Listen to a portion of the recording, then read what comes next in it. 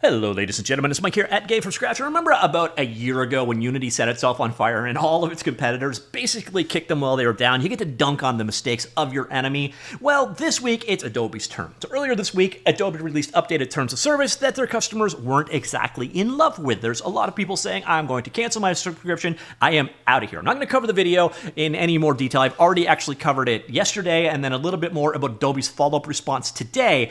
Instead, what we're going to talk about is the much more fun competitors dunking on them stage. And this is actually a great opportunity for you because if you are looking for an alternative to Photoshop or Illustrator, this is the best one out there, period. And this is Affinity. Technically, it's Serif, but it's a suite of products called Affinity. Affinity Designer, Affinity Photo, and then Affinity Publisher are the three products that they make, and they are excellent. Now, I'm not actually speaking idly here. I highly recommend Serif's products.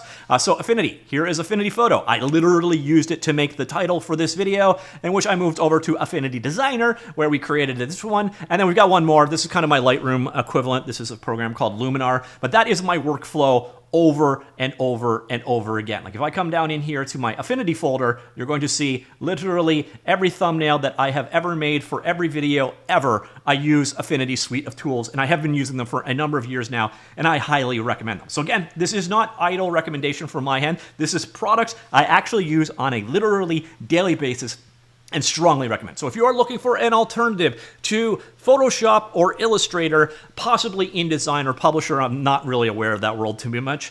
Yeah, Affinity is there. And now let's get to the dunk. So first off, they did this retweet. If you are looking for an alternative to Adobe and that doesn't steal your work or lock you into a paid subscription, I highly recommend Affinity by Serif. So that's a neat retweet, but here, this is what we were talking about today.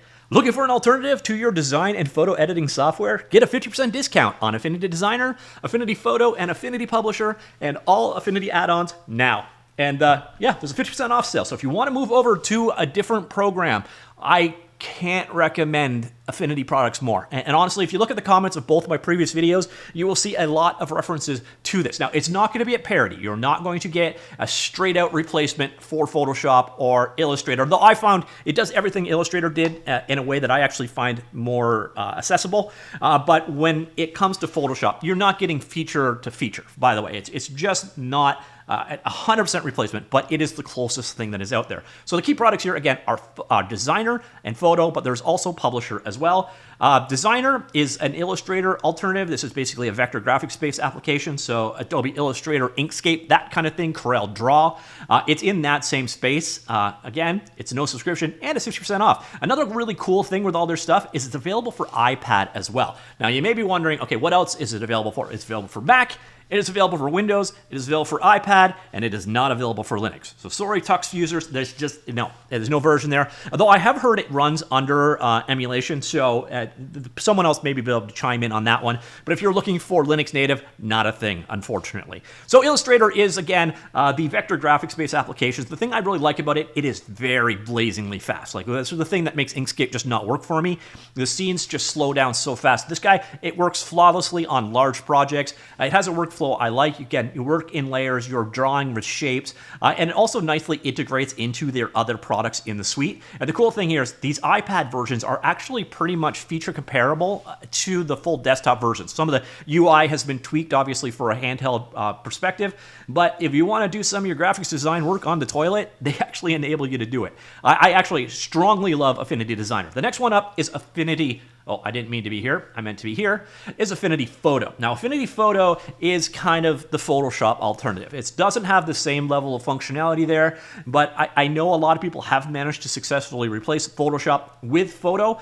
This one is going to basically be, if there's a program that doesn't live up to what you are used to with the Adobe suite, it's going to probably be Photo. But Photo does everything that I need, but I'm not a power user by any definition of the word. But you have retouching tools in there, again, full raw photo support, a number of different brushes, a huge library of them available. And you get an idea of what the user interface is like here as well. And then again, there is an iPad version of this. More or less the same program, just a slightly different and tweaked UI.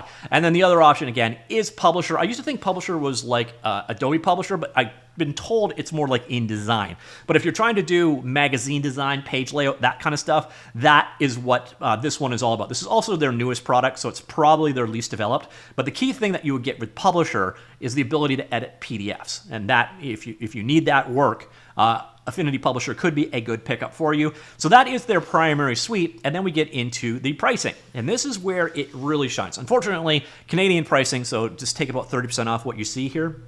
So what you can see here, normal pricing was like $95 Canadian for one app.